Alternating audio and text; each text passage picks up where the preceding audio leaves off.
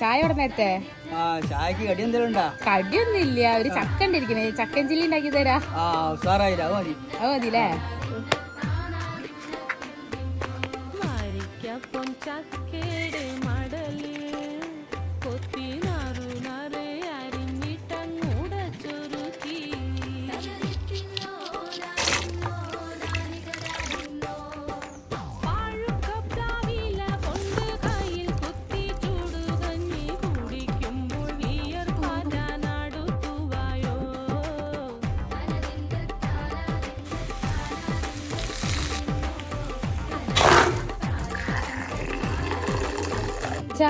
ഇന്നത്തെ ചായന്റെ സ്പെഷ്യൽ ചക്കച്ചില്ലിയാണേ.